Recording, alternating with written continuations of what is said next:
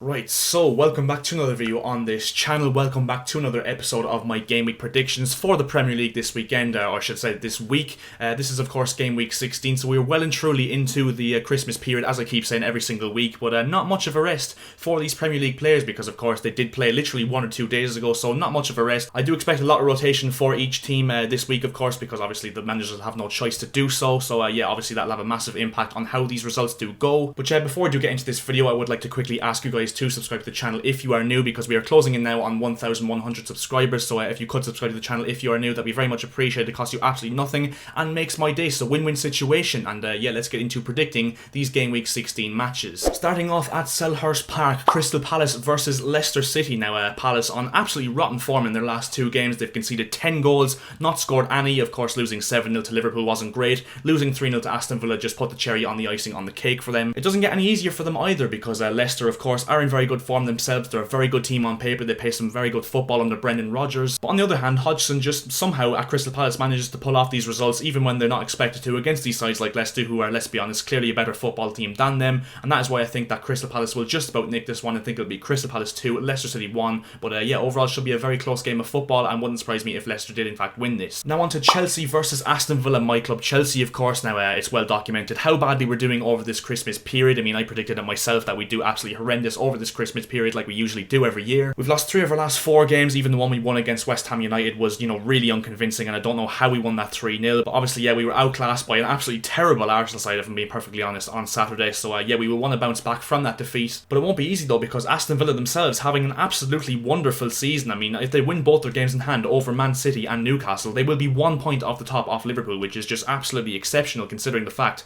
they only survived relegation by a point last season. But to be honest, I just really can't see Chelsea losing this. I mean, purely because, we have to win this. If we don't win this, the pressure on Frank Lampard is going to be absolutely huge, and that is why I think we'll just about win this one. I think it'll be Chelsea 2, Aston Villa 1, but yeah, I dread to think the pressure Lampard would be under if Chelsea do not win this one. Now on to Everton versus Manchester City, the only game of this game week, unfortunately, that will be played in front of 2,000 fans at Goodison Park. 2 teams that are on very, very good form at this moment in time, 2 very strong sides as well. I think it'll be a very good clash. But if I'm being perfectly honest, City look completely dead this season, as I said multiple times this season. I mean, that game against Newcastle summed it up perfectly, where Pep went for 2 holding midfielders against a team that, let's be honest, we all knew from minute 0 we're never going to attack City, never going to cause them any problems whatsoever. Everton, though, themselves missing the likes of Lucas Digne, Alan, James Rodriguez, now missing Richarlison through injury as well. So will they be able to have the depth to obviously compete with this City team, who have depth coming out their ears? And yeah, City should be really fired up for this one, especially with the fact that Liverpool didn't get the result they wanted against West Brom. So a win for City would, you have to say, put them back into the title picture if they aren't already in it. And that is why I think that City will win this one. I think it'll be Everton 0, Manchester City 2. But yeah, overall, I think this is a must-win game for City, if I'm being perfectly honest, if they have realistic title aspirations. Now on to Brighton and Hove Albion versus Arsenal. Now listen to this stat, right? Okay, so Brighton have not won in their last 6 games, but also they've had a higher expected goals in 10 of their 15 games this season. They've only won 2 of those games, which is just absolutely mind-boggling, and just goes to show their need for a striker. And I think they are a proper striker and maybe a proper goalkeeper as well, from solidifying themselves as a proper mid-table Premier League team, because I mean, that is just absolutely ridiculous. And yeah, I think they do need a clinical striker who can score the goals that obviously they're expected to score. Arsenal did get their first win since November 1st when they beat United at Old Trafford against Chelsea on Saturday, and the young guns actually, really shone and showed a lot of fight, a lot of spirit. And this game, I think, will tell an absolute heap load about Arsenal and Arteta, and where they move on from that Chelsea game, because can they continue the momentum after that game? I think they will just about. I think it'll be Brighton Hove Albion 0, Arsenal 1, but yeah, definitely a game that could go either way, and definitely a game that will show a lot about Arsenal and Arteta and how they've moved on from that Chelsea game. Now on to West Brom versus Leeds at the Hawthorns. Now West Brom and Sam Allardyce just pulled off an absolutely Allardyce-esque point against Liverpool at Anfield on Sunday night. So yeah, massive result for West Brom there, and Leeds on the other hand did get the points against Burnley at Elland Road last weekend. I mean, Leeds are kind of a mixed bag, if I'm honest, because they do create a lot of chances. It's just they're not really clinical sometimes. And you know what? Simply because Leeds are, known to be one of the most incredibly fit teams in the Premier League, if not Europe, I think that they will just about have the edge on this one from a fitness standpoint, after West Brom, of course, did run themselves into the ground against Liverpool at the weekend.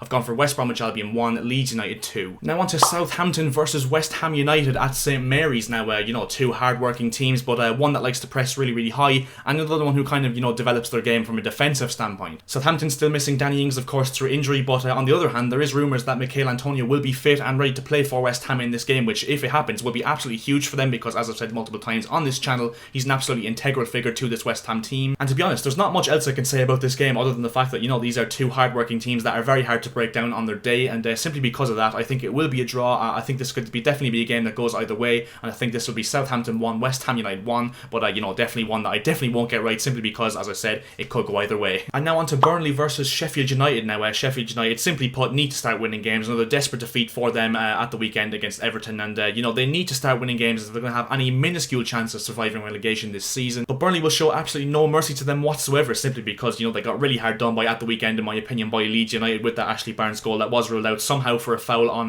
Meslier by Ben Mee. And Burnley currently are floating across the bottom three as well, so they will want to start picking up points themselves to, of course, actually rise themselves up the table away from the bottom three. And this game will somehow be seen as a bit of a house derby, if I'm being perfectly honest, and maybe that is a bit unfair, but yeah, overall I think that Sheffield United, I'm going for a win in this one for Sheffield United, simply because they just have to. They can't afford to lose this game. I think if they lose this one especially, they are relegated to the Championship, if they aren't already, of course, and that's why I've gone for Burnley 0, Sheffield United 2, but yeah, it wouldn't surprise me whatsoever if Burnley did win this one. Now on to Manchester United versus Wolverhampton Wanderers, and an interesting stat that even caught me by surprise in doing the research for this video. United haven't actually lost a game since that game to Arteta's Arsenal in November, of course, so Ollie really does deserve a lot of credit, but I think the main credit deserves to go to Bruno Fernandes, simply because he's just done an absolute carry job there since coming to United, and they definitely wouldn't have got top 4 without him last season, and they definitely wouldn't be in somewhat of a title charge this season either. But in saying that, Wolves have been a bit hit and miss recently in the absence of Raul Jimenez, of course, up front, but they did earn themselves a good point against Spurs at the weekend, and they are still a very tough team to beat as well, Wolves, and I think it'll definitely be a game that United don't enjoy, and I just have a bit of a feeling that Wolves will go to Old Trafford and turn them over, because United, they are due a defeat, I'm not going to lie, and that's why I've gone for Manchester United 1, Wolverhampton Wanderers 2, but I could definitely easily be wrong here, because, you know, it is a shot in the dark, and I think it'll go either one or the other way. I think it'll be either a comfortable game for United, or it will be a Wolves win, and there will be no in between. Now on to Tottenham Hotspur versus Fulham at the Tottenham Hotspur Stadium. Now, you know, Jose Mourinho's men, they've picked up a bit of a hiccup in recent weeks because, of course, losing to Liverpool, losing to Leicester, and then, of course, drawing with Wolves at the weekend. They have kind of slowed down after their very good start to the season. Fulham, on the other hand, they've drawn their last 4 games, and